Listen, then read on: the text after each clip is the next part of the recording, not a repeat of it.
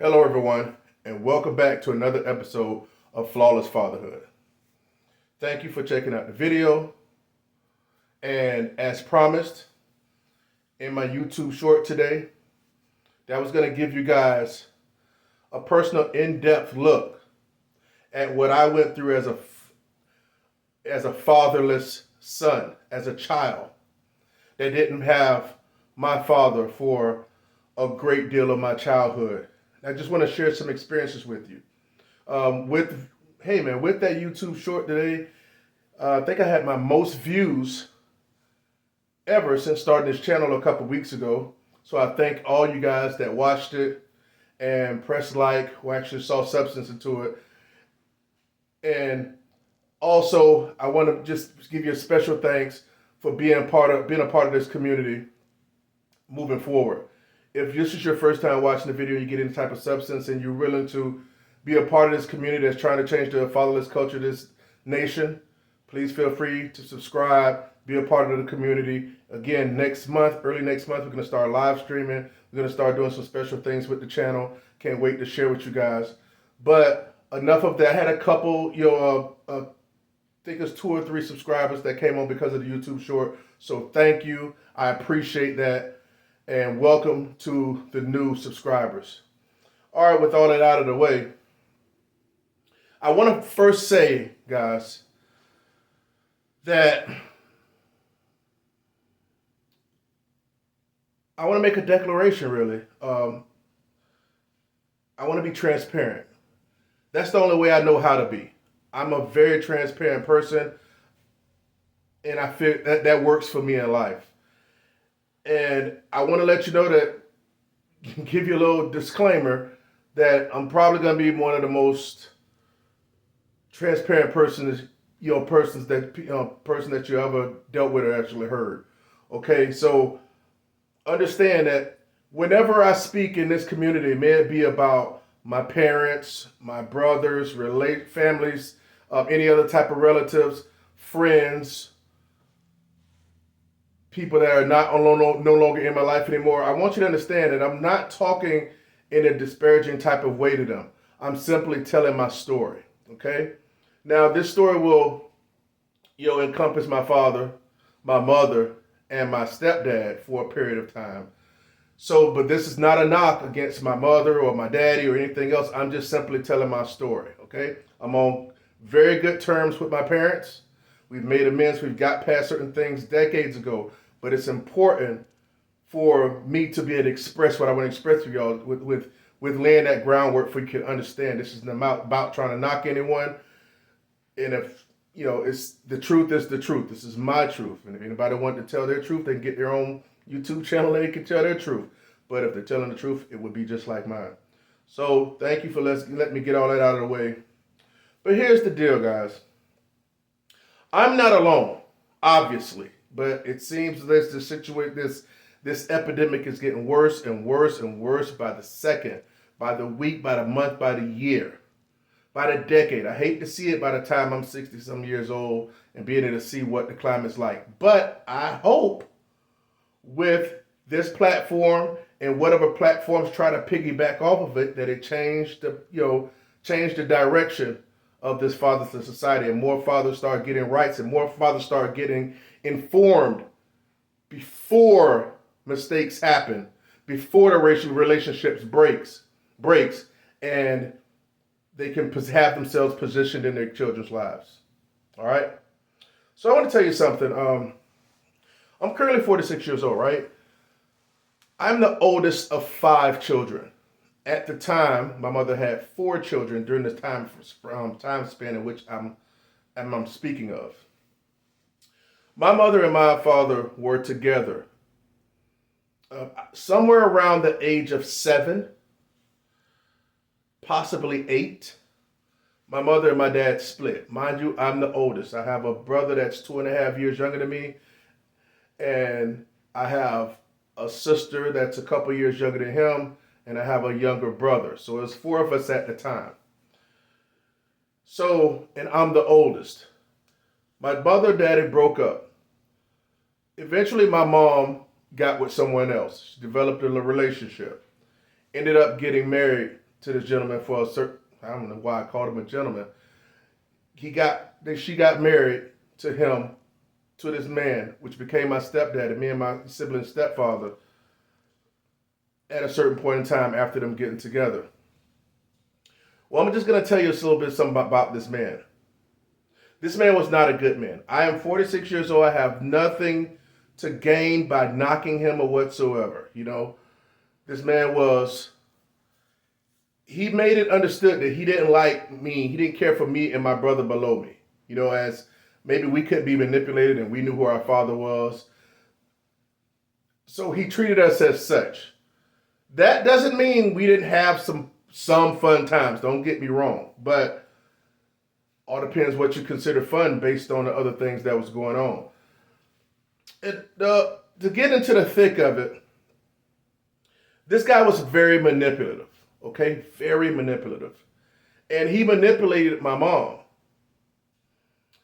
And we stayed on punishments. I mean, guys, when I say we stayed on punishments, imagine being 8, 9 years old, 10 years old, 11, 12 years old, and you're on punishment for a cumulative of 9, 10 months out of the year. When I say on punishment, I mean like you're in the room and the only time you go out the room is to use the restroom, shower, obviously, go to the kitchen, clean up somewhere when you're back in the room. That was a constant. It was 9, 10 months out of the year, easy, accumulative. Now, for some reason, we just stayed on punishments. Now, mind you, I'm a young kid. We're young boys, so trust me, we're going to be boys. But I don't really feel as if we got a chance to really be boys, you know what I'm saying, or whatever. You know, to get into much tomfoolery, if you will. Outside of the punishments, this man enjoyed seeing us get disciplined. And when I say get disciplined, I mean getting beatings. And it was times, you know, back in the day, you know, have the long cords with the phones. It wasn't any cellular business. It had the long curly cord that can come from room to room and stuff, you know, the long cord, and you can carry it like that. He would actually call my mom. He'd come in. He was a plumber. Okay, he was an independent plumber. My mom would be at work, we'd be home or whatever after school. He'd come home and he would call my mom's name, call her at work, and say, "Hey, Tony and such, that was my nickname, was out the room when they were no punishment." We're looking at him and like, we know he's lying. And he hangs up the phone, looks at us, smirks, and walks away, walks into the room. My mom comes home, she takes off her housekeeping coat. She worked housekeeping at the time. Maybe she goes in there and uses the restroom. Maybe she comes right in and take off her coat. She grabbed the belt and have one of us step out of the room, and she beats her behind. When I say, you know, my mom was young at the time, 35, 30, you know, upper 30s, maybe somewhere up in there. No, I'm sorry. So yeah, 30s, and somewhere in the 30s. And you know, she was used to play baseball, so she had a gun on her, you know what I'm saying? So we got disciplined. We got beat, not just with a belt. We got beat so many times just because he wanted us to get a beating. We made a mistake one time by saying that he wasn't telling the truth, and that only made matters worse. This guy would actually open the door, peep in through the door, because my mama had the door closed, and he'd be laughing and pointing at us after he's lied about us getting an A whooping. And we'd say, "Mom, he's at the door." She'd look, she'd try to close the door, she'd beat us some more, and he'd open the door, peeking, laughing again. One would tell you that this man is lying or something going on. But she was brainwashed. She was brainwashed very badly. And let me tell you something about beatings. It wasn't just with a belt. You know, some people are like, "Oh, that's common. That's commonplace." We got disciplined with extension cords. Extension cords where you left the black U right here because you get hit with a extension cord. Here, on the shoulder, on the leg, going to school with little black U's over you because that's what the end of the extension cord looked like. Those are the things me and my brother went through. My brother right below me. That's abuse. Okay? So many things that I just won't want to get into to get really precise. But I'm just going to tell you, just show you a little piece of the things that we went through. Getting a butt whooping, and guess what? Everybody that's out on the street that's playing football, they stop because they're listening to you get butt whoopings. Imagine if you're getting a beating for no reason, really. That I don't mean we were kids, so I'm sure we got into some mischief that we deserved it. But the vast majority were for no reason except because he wanted us to get a beating and get in trouble. But I don't know what was going on with the spell or whatever, but that's what happened. So many times after we thought about running away, we just didn't have the courage to. And just imagine the kids are out there, they were listening to you get a beating. We used to get a beating so much where she didn't waste many licks. You get hit. Oh, mind you, I'm sorry too. No, you're not getting beat with full clothes on, okay? You're getting beat with your underwear on. Simple your underwear. Straight tidy whities. She didn't waste any licks. Licks. You turn around, you might get hit a couple times before you get back up. The vast majority of licks are going on your freaking butt. Not because we did anything, but majority of the time because her man eventually ended up being a husband for a short amount of time before he ended up going to prison, lied on us, and he enjoyed us getting disciplined. Imagine being in the 7th grade, which I was in middle school. Now, this was a different time, so this is early 90s, 90, 91, 90, right? And I went to the school, 89, 90. And my stepdad at the time actually came out and spoke to the black shop teacher. You guys have shop class, we had the woodworking and things like that. And told the shop teacher to make a paddle. To beat us. The shop teacher did it, had it done in 2 days. This is in 1990, maybe 89. This paddle was probably about this long, had a handle on it, flared out like this. So when that shop teacher got done with it, I think I had it, I had him in fifth or sixth period. How do you think that paddle got home? It got home by me. Didn't fit in my book bag. I had to carry it. And guess what? All of the people on the bus knew I was carrying that. Imagine if that happened today. A teacher making a paddle for someone in shop class for someone to get disciplined. Man, that freaking teacher would be up under the jail, right? Different times, 20-some years ago. So we got beatings with that paddle. Got beatings with a stitcher cord. Got beatings with belts. Got beatings getting held down by him. All type of mess. My brother got beaten for things that he couldn't control. A lot of type of abuse like that. Thank God, no sexual abuse. Thank goodness. But why do you think that happened? That happened because my father wasn't there. Because my father wasn't actively in our lives. Now, I understand it was a different time. I do. I understand that. This was the 80s and stuff like that, right at early 90, right at the 90. I remember crying so many times after my brothers we used to count each other licks. After he's gotten 76 licks and I've gotten 82. Imagine getting those many licks on your ass. I told myself when I was 10, 11 years old, before I knew what sex even possibly knew what sex felt like, I told myself I would never, ever, ever live without my kids. They would never have the chance to be subject to anything close to what I'm going through. That type of trauma that I went through back then is the reason why I am to this day about my fatherhood. I told myself when I was 10, 11, 12 years old, I don't care if me and a girl and my wife don't stay together. This is me talking in my 10, 11, 12-year-old voice. I don't care if we don't stay together like my mama and my daddy did. I'm not going to leave my kids. Again, I had a better chance at going out there and getting ran over by a freaking train than living without my kids. Now, hopefully, that type of thing. I'm not saying you guys never went through anything, but I went through a lot of traumatic stuff. I'm going to share one more thing where I need you to understand these type of things can happen if you're not in your child's life an adequate amount of time. If you're just basically a vacant father and allowing the mother to maneuver and do what she wants to do and let you get the kids when she wants you to get the kids, that's very problematic. Do you want your kids to be exposed to a thing like that? I don't think so. I don't think so at all. You know, it was just so much trauma, so much trauma.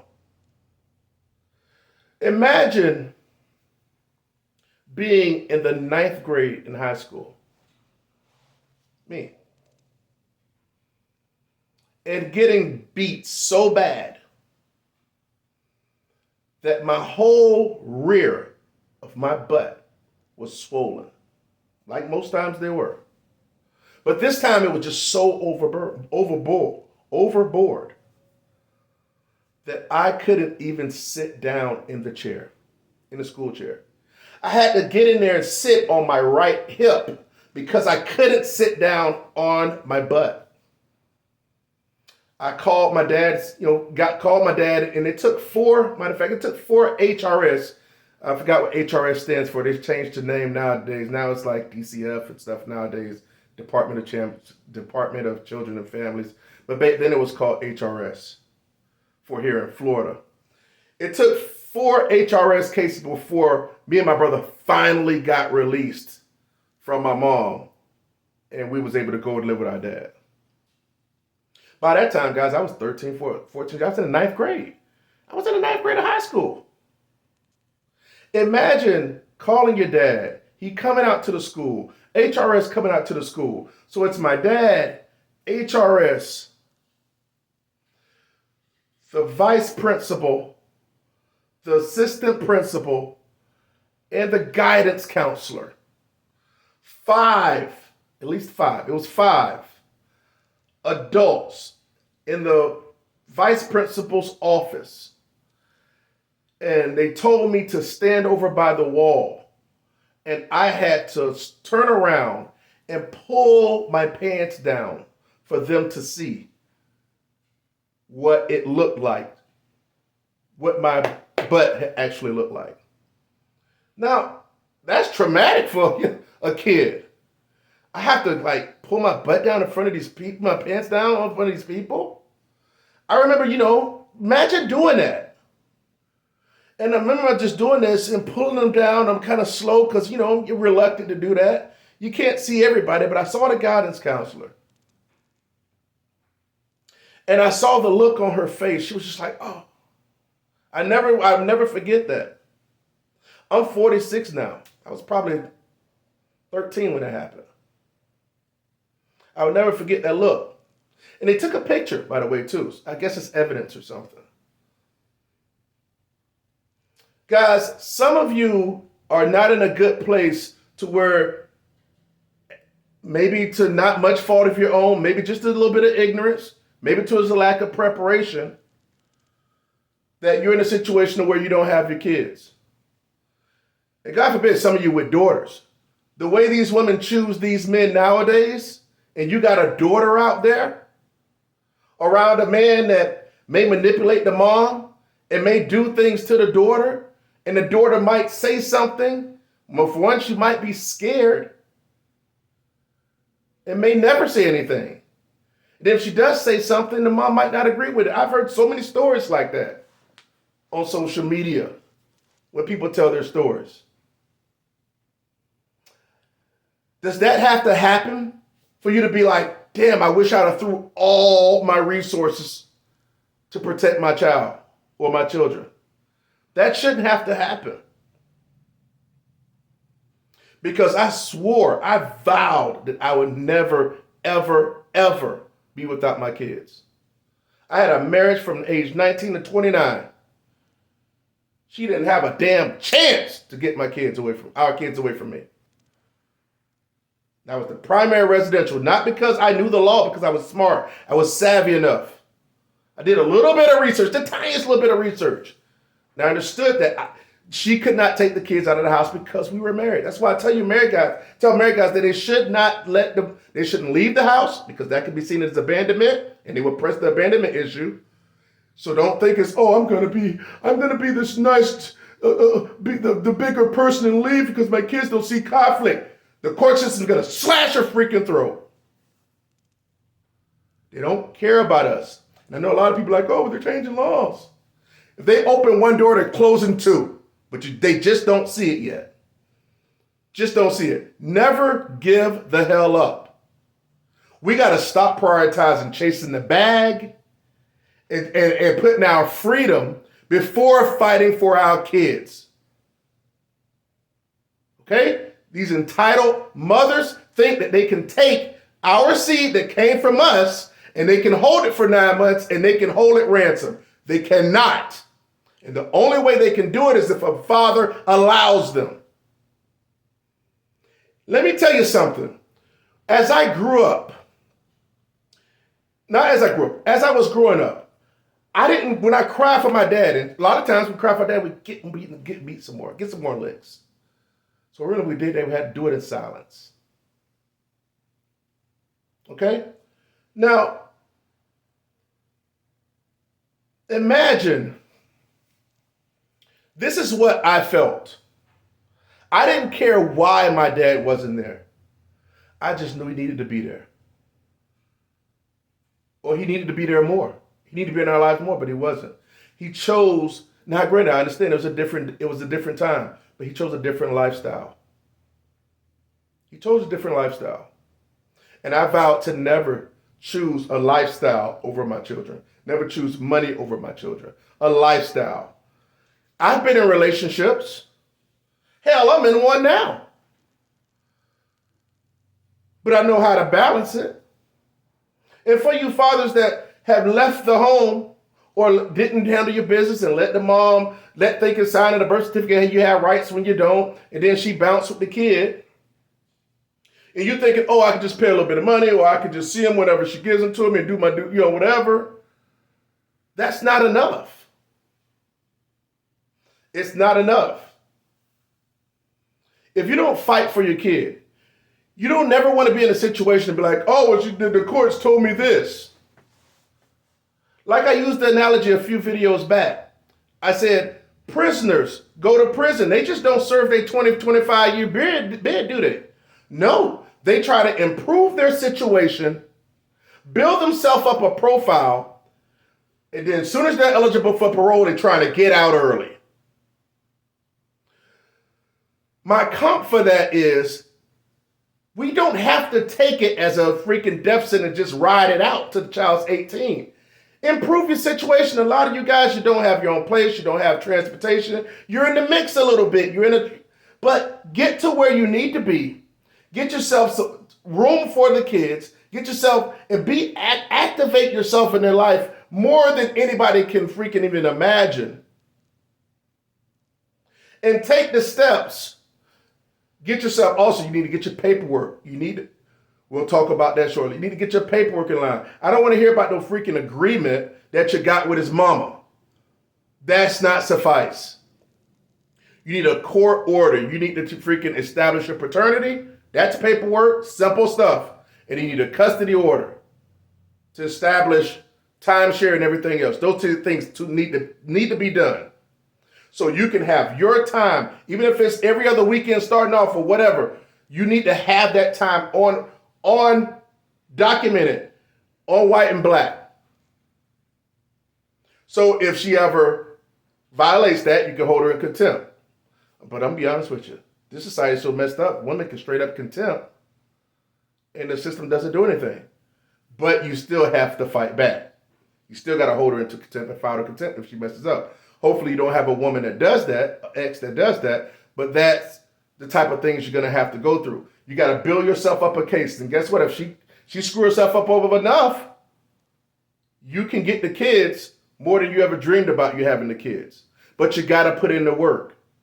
Let's not chasing the bag and everything and put before our children. That's what got us in this place.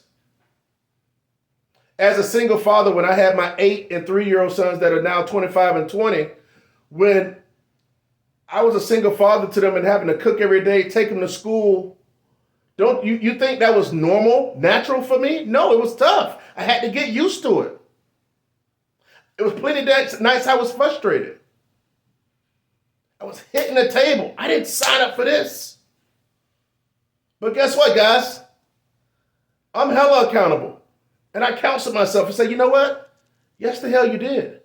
When you positioned yourself and you put it in your spirit that you wasn't going to live without your kids, no matter what, you did ask for this. So I buckled up and I did it. Let me tell you something, newsflash, guys. You can have a social life and raise your children. Woo! That ain't all right. You sure can.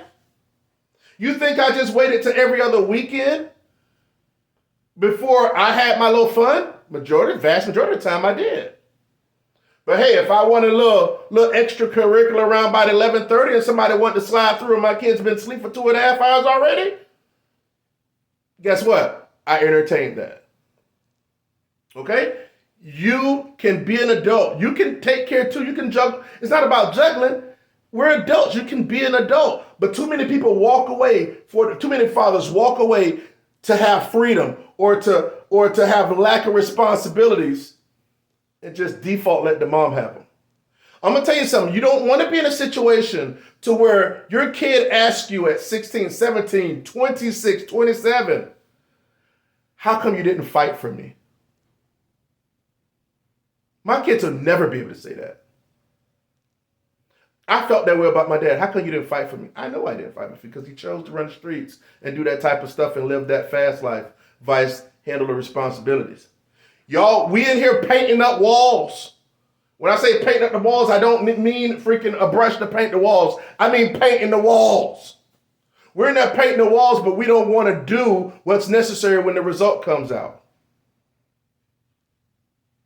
It's serious business, guys. It's serious business. I am so damn passionate about this. I've been passionate about this forever. This has been in my freaking brain housing group for so long. I made that freaking Flawless Fatherhood March 1st.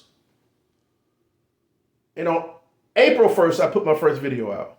Once I did that, you guys don't know how I felt on April 1st. I felt like so awesome. I have so much I want to tell you. Listen, there are avenues out there. Be honest with you, you just have to fight. It don't cost that much to do what you need to do. And I'm going to be honest with you guys, you can do it without an attorney. You can. Okay?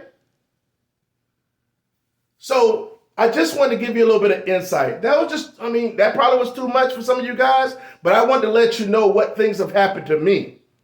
And I always wonder, why weren't you there? Why didn't you fight? And damn it, if he was there, who knows? I probably wouldn't be the father I am to this day. That don't mean I'd be a crappy father, but I don't think I'd be the father I am today had I not grew up in that situation. Being physically disciplined, abused by way of discipline. So I just wanted to let you guys know that. You don't have to go through something I did in order to have that type of passion. Do you want your son to be getting mistreated by some boyfriend of your baby mama's? You never know what type of stuff he into. And again, much like, heaven forbid you got a daughter. Protect your children. Because guess what? As much as some of them may try, and I say some, I'm not going to say all or most, because there are plenty. If you're a mother out there, if there's a mother out there and she's withholding the kid, she's a terrible human being. I've seen people on shows be like, oh, well, she's a good mom. How the hell are you going to call her a good mom if she's not letting you see the kids in 10 months? But also, he's not too good of a dad because he's allowing her to do it. Okay? I got faith in you guys. I opened up and gave you a nice little snippet. Sorry I was a little bit long-winded, but I get passionate about this. I can go and go. Heaven forbid when we start our lives, when I start live streaming. But I am very transparent. And I don't want the things that happen to me to happen to your children. Because it could happen. And worse things could happen. And then you'll be regretting it. And that's not what I want from you guys. We are not supposed to sit back and gripe and woe is me. No. That's a feminine trait. I guarantee you when we keep bringing these broads back to freaking court, you know what I'm saying, or whatever, and making them understand that we're not just gonna lay down and we fight, they'll fold. They'll fold like freaking laundry more times than not. A lot of them, let me tell you, guys, a lot of your kids' moms just want their freedom. But they want their check too, though. They want their freedom. Sometimes they want their freedom more than they want the check. You just have to show her that you're not going to play with your kids. You're not going to get manipulated. And once you show some of that, instead of getting back like that, like you did, because let me ask you something, guys, were you like this or were you like that when you met her? No, when you met her, you were like this. You were a man's man when you met her. That's what attracted her to you. You're a man's man. It was your vision. But as men, we tend to get complacent and overly compromising, and we end up being like that. Meek, shoulders in, no confidence. And she sees and feels that. So the more meek and lack of confidence do we get, the more she does that.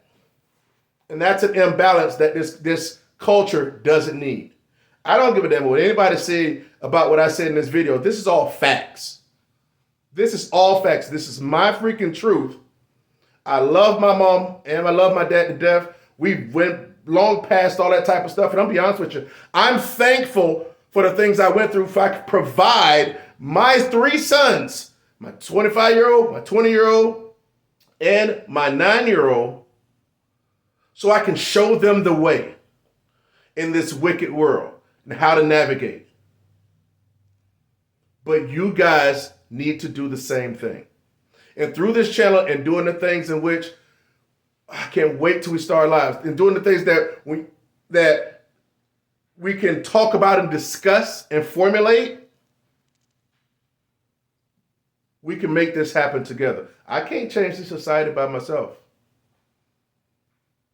But through the outreach, you guys bettering your situation, you guys looking out for other people before their situation get bad, trust me, you guys are going to be like my antennas. All right? I'm not going to open the bag fully. I want 100 subs. I want 100 subs. I don't want to feel like I just got 50 subs now. Very thankful for just for the 2 weeks. When I go live, I want to be able to go live and have people come up and we really talk and we fellowship and we make these things happen. All right, guys? I appreciate you. Thank you for listening to my story. I hope that shares a little insight of why you need to fight, why it's vital. This world is wicked. Don't leave your children in the hands of a mother that don't care about your feelings, your ex that don't care about your feelings, and some stranger of a dude. You'll freaking regret it more times than not. Thank you. See you in the next episode. Stay aggressive. Get aggressive. Be proactive. I believe in you. Flawless Fatherhood.